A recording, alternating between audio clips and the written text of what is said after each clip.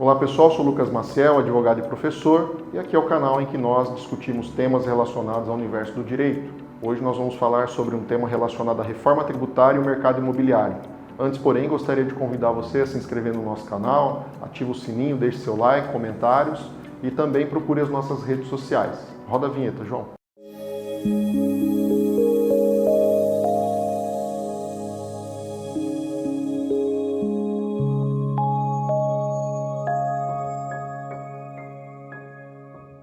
Bom, pessoal, hoje nós vamos falar sobre um tema que é bastante atual, aí, que a gente vem falando aí há algum tempo já, que é a reforma tributária.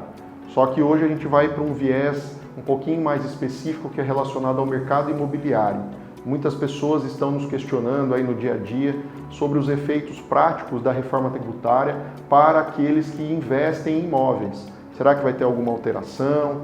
Como é que fica? Para quem aluga? Para quem faz investimentos? Para quem tem aí empresas que administram esses bens, como que vai ficar toda essa dinâmica relacionada à reforma tributária? A gente sabe que a reforma tributária é advinda da Emenda Constitucional 132 de 2023, já regulamentada pela Lei Complementar 214 de 2024, mas agora ela vem aí com um novo ponto também interessante, que é o tratamento que está sendo dado para a atividade imobiliária. Nós temos que entender que, na reforma, a atividade imobiliária foi considerada como uma atividade essencial, exatamente porque mexe com algo que é muito importante para o dia a dia, para o direito, que é o direito à moradia. Então, nessa situação, por ser considerada uma atividade essencial, ela tem um tratamento tributário diferenciado.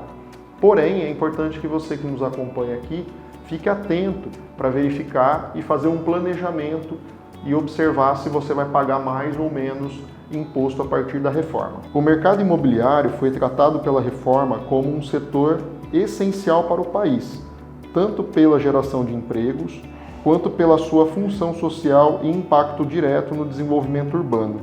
O setor passou a contar com um regime tributário específico, construído a partir de debates com representantes da área, trazendo regras mais claras, previsíveis e estáveis para todo o setor. Bom, então como nós observamos aqui, dentro daquela alíquota padrão que nós temos no IBS, que a gente já mencionou em vídeos anteriores, nós vamos ter uma alíquota diferenciada para o setor imobiliário.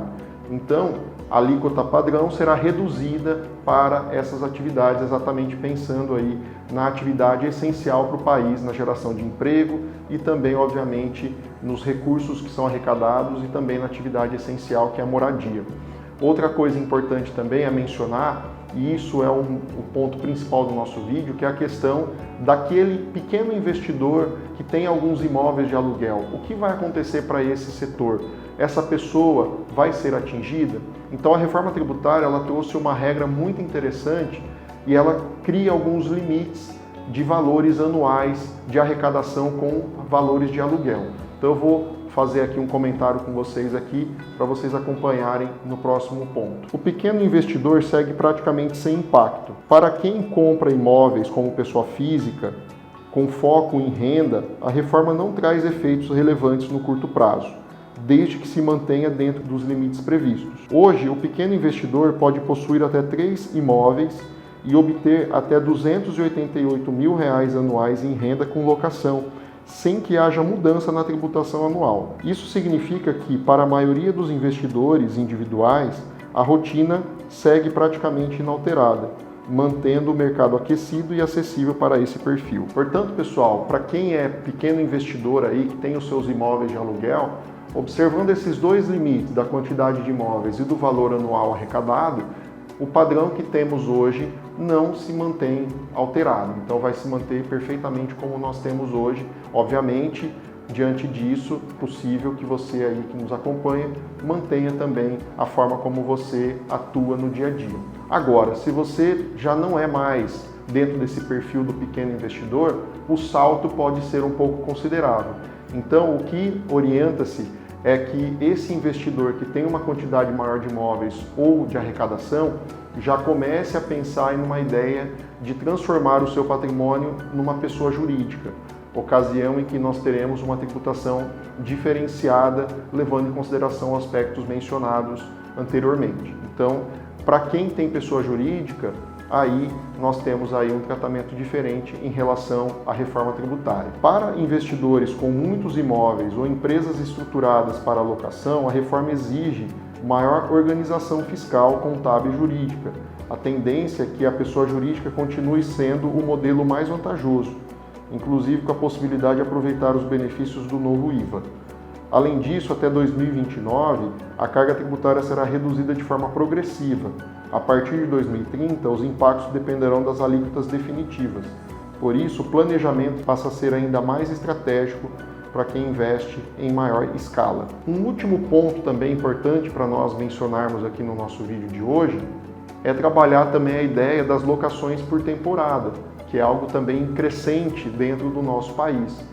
Hoje a gente tem muito essa força do mercado da locação por temporada, não mais aquelas locações definitivas, né, as padrões como a gente tem lá na Lei 8.245. A reforma tributária considera esse tipo de locação como a mesma tributação dos hotéis.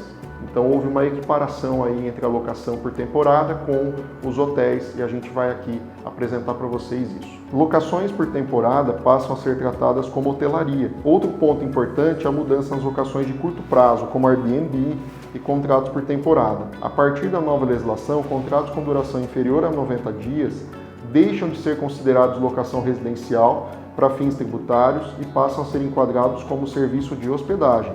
Na prática, isso reduz os benefícios fiscais, já que a redução de 70% aplicada à locação dá lugar a uma redução de 40%, típica do setor dos serviços de hotel. Além disso, há impactos diretos em regras condominiais, administrativas e operacionais. Por todos esses motivos, é importante você que é investidor, que tem essa preocupação no mercado imobiliário, realize estudos sobre os impactos da reforma tributária em cada situação específica. Não é abrindo empresa que vai resolver, porque basta você analisar todo o entorno. Se você é considerado pequeno investidor, a ideia é manter como está. Se você já é um maior investidor e ainda não tem uma empresa, vale a pena talvez pensar nisso. Então cada caso vai exigir um tratamento diferenciado. Então esse foi o nosso tema de hoje. Espero vê-los nos próximos. Até lá!